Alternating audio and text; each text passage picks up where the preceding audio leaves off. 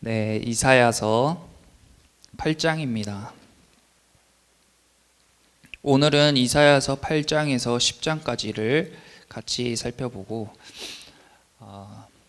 다음 주는 11장을 함께 나누도록 하겠습니다. 자, 이사야서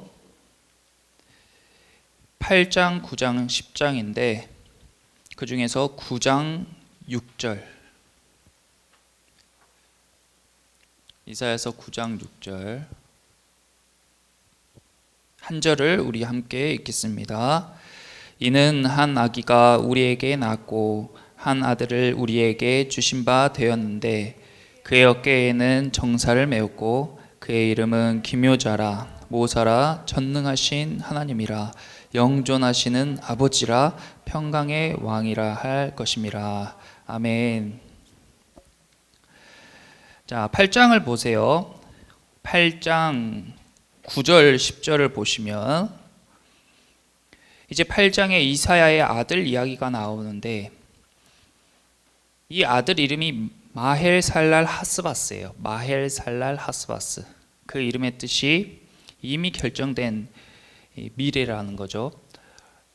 9절 10절에 보시면 너희 민족들아 함성을 질러보아라. 그러나 끝내 패망하리라.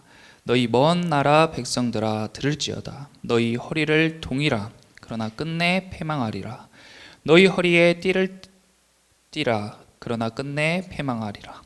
너희는 함께 계획하라. 그러나 끝내 이루지 못하리라.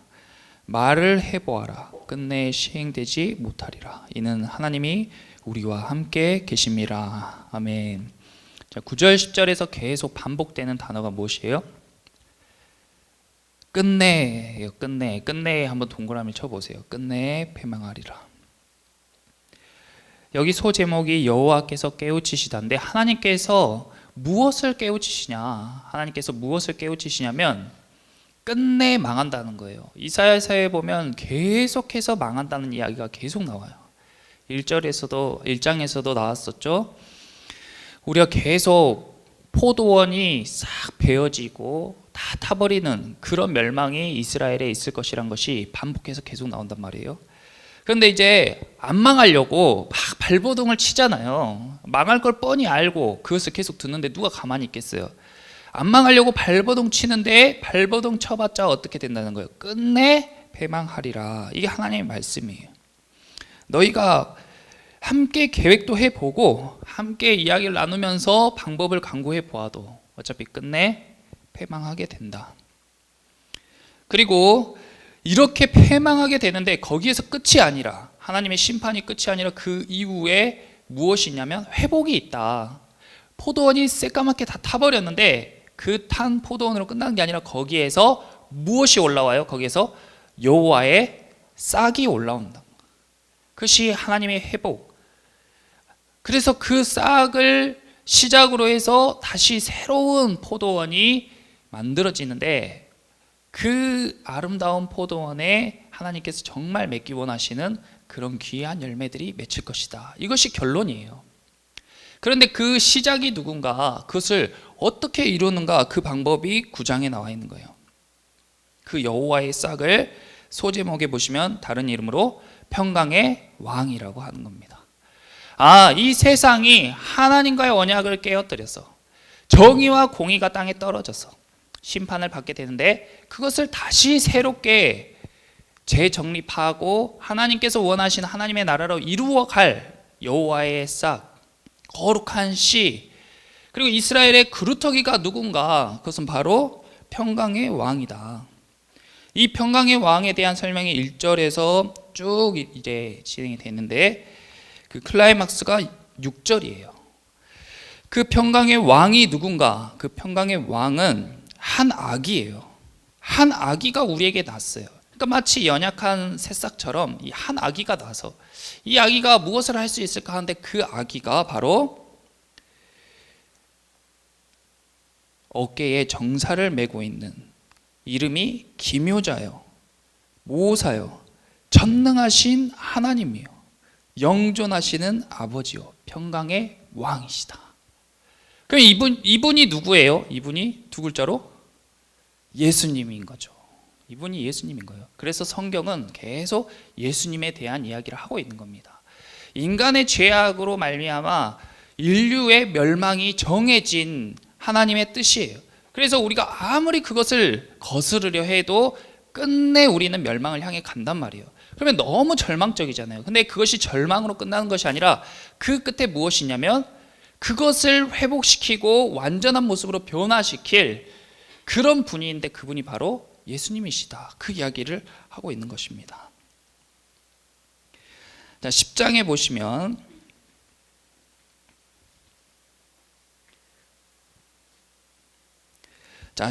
보시면 하나님의 도구인 아수르에 대한 이야기가 나와요. 이 아수르가 이사야 시대에 가장 강했던 제국이잖아요. 지금으로 치면 미국과 같은 제국이에요. 이 아수르는 사람들이 보기에 너무 강력하고 절대로 멸망하지 않을 것 같고, 그리고 앞서가고 있고 모든 나라에서 담고 싶어하는 그런 나라였습니다. 그러니까 그 아수르의 기세가 등등하잖아요. 그런데 이런 아수르도 5절 위에 보시면 이런 아수르도 무엇이라고 쓰여 있어요? 하나님의 도구다. 거기에 밑줄 그어보세요. 하나님의 도구다. 아무리 강력한 나라도, 아무리 뛰어난 사람도 다 무엇이라는 거예요? 하나님의 도구다. 그런데 이 아수르가 교만해졌어요. 하나님께서 이 아수르를 어떤 도구로 만드셨냐면 이스라엘의 죄를 심판하실 도구로 아수르를 사용하신 거예요. 그런데 이 아수르가 너무 강력하다 보니까 주객이 전도되었어. 자기들이 신보다 더 위에 있어. 자기들이 만든 신을 섬기고 있어. 그래서 그런 모습을 무엇이라고 했냐면 15절에 보시면 이런 아수르를 무엇이라고 했냐면 도끼나 막대기, 몽둥이라고 했어요. 다 도구들이잖아요. 도끼가 어떻게 찍는 자에게 스스로 자랑하겠으며, 우리가 나무를 베려고 도끼를 만들잖아요. 도끼를 잘 만들면 그걸로 나무가 잘 썰린단 말이에요. 탁탁 칠 때마다 날이 팍팍 들어가죠. 그런데 나무를 잘 쳐서 나무가 탁 쓰러졌어요. 그러면 누가 잘해서 이 나무가 쓰러진 겁니까? 도끼를 만든 사람이고 도끼질을 한 사람이죠. 누가 도끼에게 잘했다고 칭찬하지 않잖아요. 그런데 아수르가 이스라엘 비롯한 많은 나라를 점령하고 큰 제국이 된 것은 그 아수르라는 도구를 사용하신 하나님의 일하심일 텐데, 이 아수르가 자신들이 그 영광을 차지하고 자신들이 의기양양해진 거예요. 도끼가 마치 저 나무를 내가 베었다 하고 자랑하는 것처럼, 톱이 저 나무를 내가 켰다고 자랑하는 것처럼 그런 모습을 지금 아수르가 하고 있다. 그래서 어떻게 도끼가 찍는 자에게 자랑을 하고 톱이 어떻게 켜는 자에게 큰 채를 하냐. 어리석다. 너무 어리석다. 나중에는 토기장이에 하나님을 비유하기도 하는데, 그릇이 막 토기장이에게, 그릇 만드는 토기장이에게 그릇이 저 이런 작은 그릇 싫어요. 큰 그릇으로 만들어주세요. 나 이 질그릇 싫어요. 금그릇으로 만들어주세요. 나는 왜 저렇게 번쩍번쩍한 금그릇이 안 되고 이렇게 보잘것없는 질그릇이 되었나. 이런 이야기도 나오잖아요. 우리도 마찬가지로 자신의 일을 잘 해가고 명성을 떨치고 사람들이 보기에 좋아 보이는 사람인데 그 사람의 노력일 수도 있지만 그 이면에 있는 하나님의 일하심 때문에 그 사람이 그렇게 세워지는 것이다. 우리는 다 하나님의 무엇이란 거예요? 하나님의 도구다. 한번 따라 해봐 주세요. 우리는 하나님의 도구다. 이것을 잘 기억해야 되는 거예요. 그것을 뒷받침하고 있는 말씀이 무엇이냐면 앞에 9장 7절입니다. 자, 9장 7절 보세요. 자, 9장 7절 함께 읽어볼게요. 그 정사와 평강의 더함이 무궁하며 또 다윗의 왕자와 그의 나라에 군림하여 그 나라를 굳게 세우고 지금 이후로 영원히 정의와 공의로 그것을 보존하실 것이라. 이것을 누가 하냐면 만군의 여호와의 열심히 일을 이루시리라. 아멘. 이것을 한 아기가 나요. 기묘자고 모사하고 전능하신 하나님이시고 영원하신 아버지고 평강의 왕이에요. 그런데 그분이 하는 게 아니고 그 이면에 누가 있는 거예요? 하나님의 열심히 그것을 이루신다는 거예요. 하나님의 열심히 이것을 이루신다. 이것을 우리가 잘 기억했으면 좋겠습니다. 이것이 어떤 이야기냐 봐보세요. 제가 전에 독수리에 대해서 이야기를 했어요. 독수리는 다른 새들보다 높이 날고 멀리 난단 말이에요. 그 이유가 뭐냐면 독수리는 자기 힘으로 나는 것이 아니라 무엇을 타고 날아요? 바람을 타고 날기 때문에. 그래서 높이 날 수 있고 멀리 갈 수 있다. 새의 힘으로는, 짐승의 힘으로는 그렇게 높이 날거나 그렇게 멀리 갈 수가 없는데 바람을 이용하니까 그렇게 할 수 있는 거예요. 그러면 이 독수리에 나는 것은 무엇의 열심이라고 할 수 있어요? 바람에 열심히 독수리를 멀리 날게 한다. 이렇게 할 수가 있는 거예요. 이렇게 볼 수가 있는 거예요. 그렇다면 독수리는 태어나서부터 가만히 있다가 그냥 바람 불면 휙 날아갈까요? 그렇지가 않죠. 독수리의 생애를 보면 어미 독수리가 둥지를 어디에 트냐면 저 절벽 위에다가 둥지를 만들어요. 그것은 적군으로부터 이 새끼를 잡아먹을 짐승으로부터 보호할 목적도 있지만 이 새끼를 훈련할 목적도 있는 것입니다. 높은 절벽 위에 둥지를 만들어서 그 새끼가 어느 정도 자라면 이제 날개에 털이 자라고 어느 정도 이 훈련을 할 수 있는 그런 정도가 되면 둥지에서 막 밀어요, 어미가. 그래가지고 새끼를 둥지 밖으로 떨어뜨려요. 그러면 새끼가 깜짝 놀래가지고 막 발버둥을 친단 말이에요. 그러면 새끼가 한 번에 확 날아요? 못 날잖아요. 그대로 떨어져요, 막 정신없이. 그러면은 바닥에 닿기 직전에 어미가 탁 새끼를 채 가는 거예요. 다시 절벽 위로 올라가서 둥지에 내려놔요. 그럼 새끼는 한숨을 후 쉬면서 죽을 뻔했네. 도대체 우리 엄마가 왜 저러지? 할 거예요. 그런데 또 먹이를 주다가 다독이다가 또 밀어요. 왜 그래요? 근데 또 밀어. 툭 떨어뜨려요. 그럼 또 막 정신없이 떨어져요. 그리고 또 땅에 부딪히기 직전에 탁 채가요. 또 올려요. 왜 그런지 모르죠, 새끼는. 근데 새끼가 자라고 막 자기도 모르게 몸부림을 치면서 날개와 몸에 근육이 막 생기고 그러다가 어느 날 또 어미가 막 미는데 이제 떨어진다 하고 떨어지는 거예요. 그리고 탁 날개짓을 하는데 확 하고 날아지는 거죠. 자기도 모르게 뭐를 느끼는 거예요. 점점 바람을 느끼게 되는 거예요. 새끼는 바람에 대해 모르죠. 말로 아무리 설명해줘도 모르는 거예요. 근데 어미가 자꾸 떨어뜨리면서 자기가 살려고 막 발버둥을 치다 보니까 바람을 느끼기 시작하는 거예요. 그리고 자기가 날개를 탁 폈을 때에 바람이 자기를 탁 받쳐주는 경험을 하게 되니까 그때부터 뭘 의지하고 믿게 돼요? 바람을 의지하고 바람의 존재를 믿게 된다. 이것이 신앙생활과 똑같은 겁니다. 하나님이 여러분을 막 기도의 자리로 보내기 위해서 고난도 주고 여러분에게 어려운 문제도 주고 막 그렇게 한단 말이에요. 마치 절벽에서 떨어뜨리듯이. 그러면 여러분이 곤두박질 치기 직전에 여러분들의 부모님과 선생님과 친구들 통해서 확 건져서 다시 위로 또 올리고 또 떨어뜨리고 또 위로 올리고 그때마다 여러분들은 자신도 모르게 무엇을 하게 돼요? 마치 새끼 독수리가 날개짓을 막 이렇게 자기도 모르게 몸부림쳤던 것처럼 여러분은 무엇을 하게 되냐면 기도를 하게 되는 거예요. 처음엔 어떻게 하는지도 잘 몰라요. 근데 막 기도를 하다 보면 무엇을 느끼게 되냐면 독수리가 바람을 탁 느끼는 것처럼 하나님의 살아계심을 경험하게 되는 거다. 자기가 하나님의 살아계심을 딱 경험하고 하나님의 열심히 나의 문제를 해결하는 것을, 하나님의 일하심이 나의 삶 가운데에 문제를 해결하는 것을 경험했을 때에 하나님을 의지하고 신뢰할 수가 있게 되는 거예요. 그래서 하나님을 모르는 사람이 자기 힘으로 막 날고 자기 힘으로 멀리 가려고 하는 것보다 하나님을 아는 사람은 독수리가 날개쳐 오르는 것처럼 하나님을 의지함으로 높이 날아오르고 멀리 날아갈 수가 있게 되는 것입니다. 이것이 바로 만군의 여호와의 열심이에요. 그러므로 우리가 독수리가 바람을 타지 못하면 어떻게 독수리예요? 마찬가지로 크리스찬이 기도하지 못하고 하나님의 살아계심을 경험하지 못하면 어떻게 그게 크리스찬이에요? 하나님의 역사하심, 하나님의 일하심을 경험하고 그것을 의지하고 신뢰할 수 없으면 그것이 어떻게 크리스찬이에요?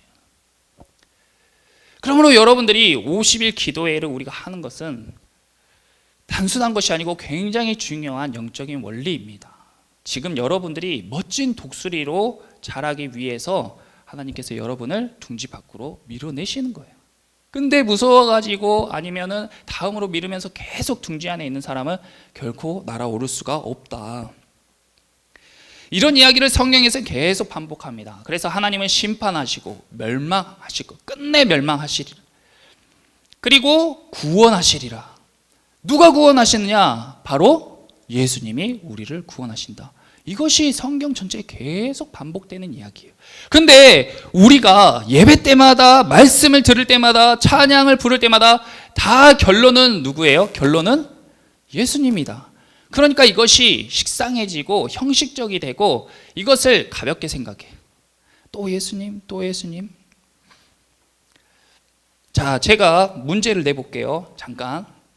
맞추신 분에게 선물을 드리겠습니다. 제가 준비한 선물을 바로 아시는 분 손 들고 크게 딱 답을 이야기해 주세요. 자, 쉬어가는 문제. 자, 이 문제에 답을 하신 분 손 들고 제가 딱 이렇게 지목하면 정답을 크게 말해 주세요. 정답. 예, 나오세요. 예, 이렇게. 암산이 대단하네, 정훈이. 네, 축하드립니다. 네. 또 있습니다. 자, 다음 문제 잘 보세요. 자, 이건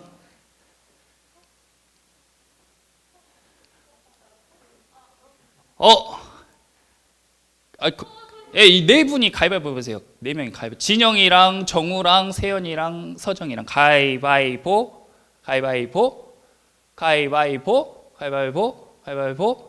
예, 정답은 1. 네, 맞습니다. 예, 나와서 빨리빨리 나와주세요. 예. 다음 문제 좀 어렵습니다. 다음 문제. 자, 호연이 1. 네, 정답입니다. 네, 호연이도 빨리 나와주세요. 네, 달려와주세요. 엄청나네. 어떻게 1인지 알았어요? 공의 개수. 천재인데. 자, 다음 문제. 자, 예. 인체 1. 네, 정답입니다. 네, 여러분 박수 좀 쳐주세요. 엄청난 순발력이네. 네, 나오세요. 이렇게 빨리 맞출 줄 몰랐습니다. 네. 계속 맞추면 계속 드릴 거예요. 자, 이게 이렇게 일이 돼요. 이렇게 일이 됩니다. 네. 인체가 이걸 지금 순식간에 암산으로 끝냈다는 거예요. 다음 문제. 자, 네, 진영 땡.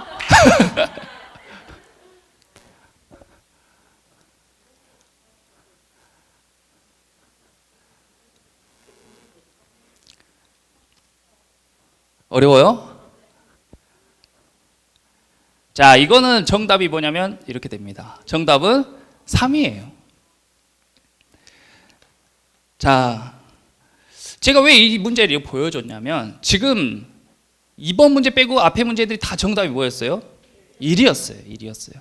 여러분들이 이제 고등학교 수학, 저 때는 고등학교 수학의 어려운 문제들 보면 대부분 답이 1 아니면 0 아니면 마이너스 1인 게 많더라고요. 그래서 수학 문제 모르겠으면 다 1 아니면 0 아니면 마이너스 1로 찍으면 내가 푼 거보다 많이 맞아. 그래가지고 그것이 잘 기억이 났는데 제가 이번에 기도를 하는데 하나님, 이사야서를 우리 함께 나누는데 계속 망하고 계속 예수님이고 이것이 반복되는데요. 근데 저 생각나게 해주셨어요. 근데 수학 문제가 정답이 다 1이 있기 때문에 우리가 아까 뒤에 갈수록 친구들이 그 문제를 풀기보다는 어떻게 했어요? 빠르게 정답이 1일 것이라고 유추를 하고 이야기를 했잖아요. 신앙생활도 마찬가지로 예전에는 처음에는 왜 예수님인지를 궁금해하다가 나중에는 그냥 다 예수님을 갖다 붙여버려요. 뭐만 있으면 다 갖다 붙여. 근데 그렇게 되면 어떻게 되냐? 마지막 문제를 풀 때처럼 엉뚱한 데에도 예수님 갖다 붙일 수 있다. 이것이 어떤 원리에서 일인지를 알아야 되는데 처음에는 그것을 막 배우려 해요. 쉬우니까 재미도 있고.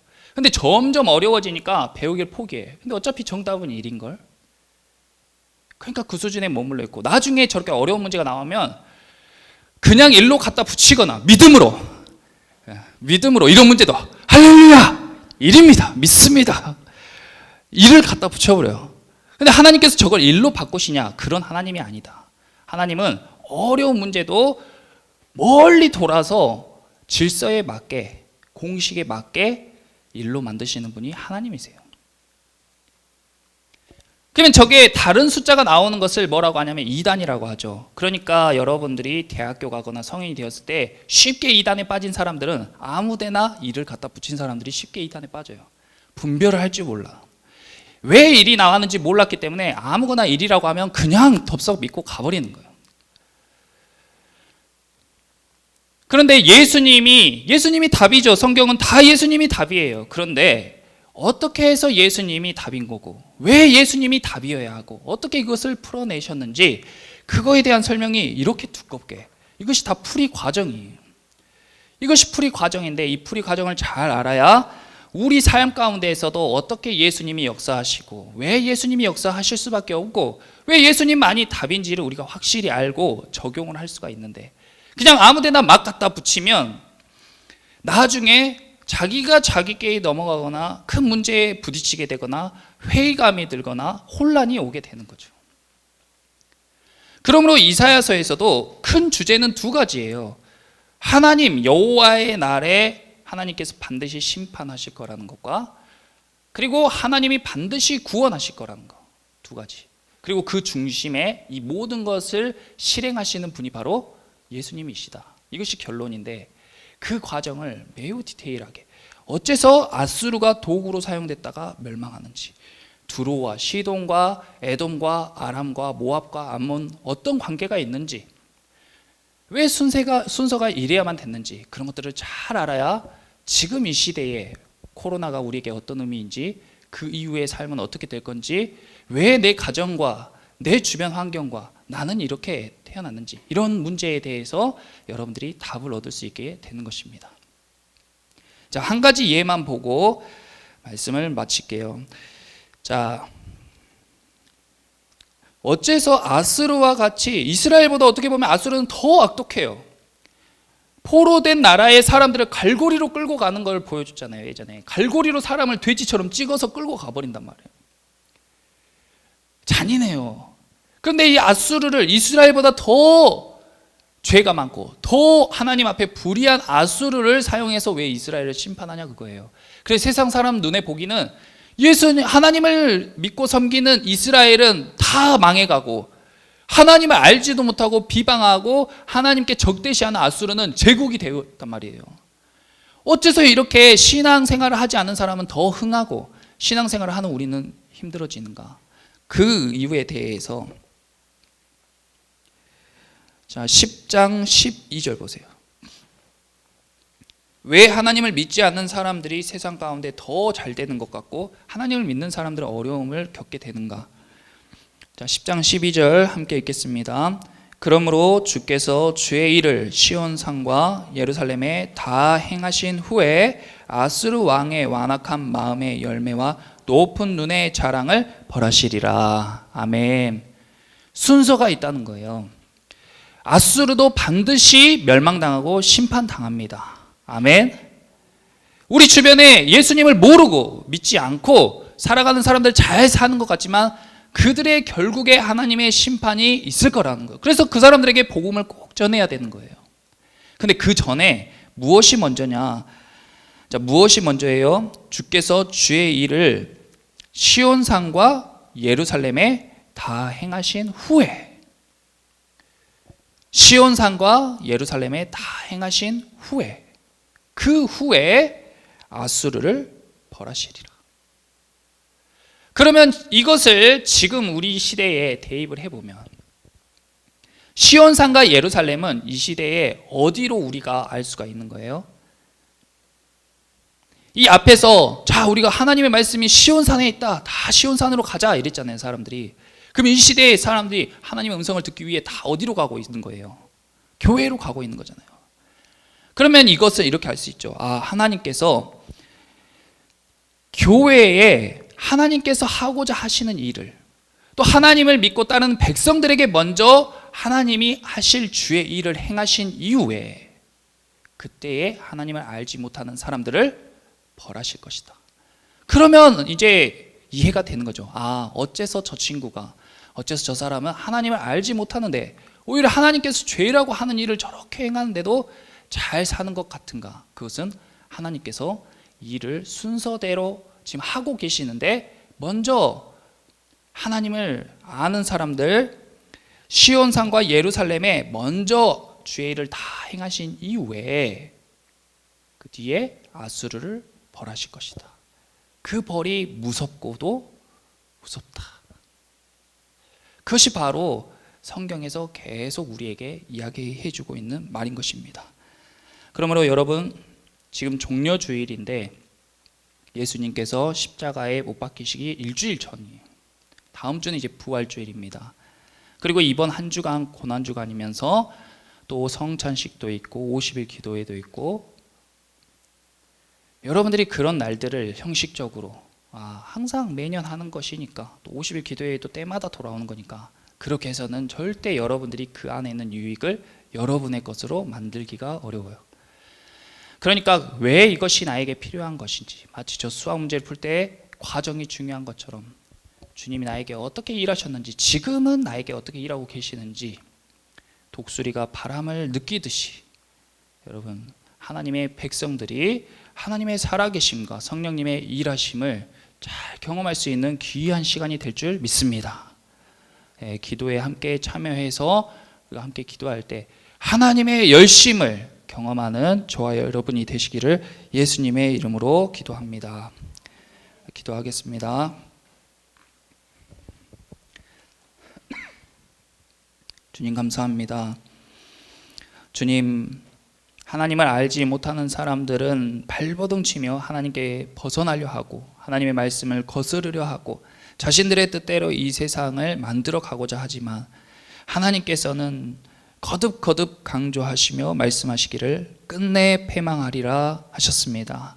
아버지, 우리는 하나님의 말씀을 듣고 그 모든 문제를 해결하시고 하나님의 나라를 이 땅 가운데 세우실 분이 예수 그리스도이심을 들었고 배웠습니다. 아버지, 이것이 우리 마음에 믿어지게 하여 주시옵시고, 우리가 형식적으로 아무 곳에나 예수님을 대는 것이 아니라 어째서 예수님이 필요한지, 어떻게 예수님이 오게 되셨는지, 그리고 지금 우리 삶 가운데에 어떻게 일하고 계시는지 하나하나 알아갈 수 있는 저희가 되게 하여 주시옵소서. 특별히 이번 50일 작정 기도회와 고난주간을 통하여서 우리 선생님과 학생들에게 성령님의 일하심을 경험하게 하실 줄 믿습니다. 아버지, 우리가 사모하는 마음으로 기도하게 하시고 하나님의 일하심을, 여호와의 열심을 모두가 경험할 수 있는 그런 귀한 시간이 될 수 있도록 주님 함께하여 주시옵소서. 오늘 또 귀한 예배의 시간을 허락하신 주님께 감사드리며 거룩하신 예수님의 이름으로 감사드리며 기도하였습니다. 아멘.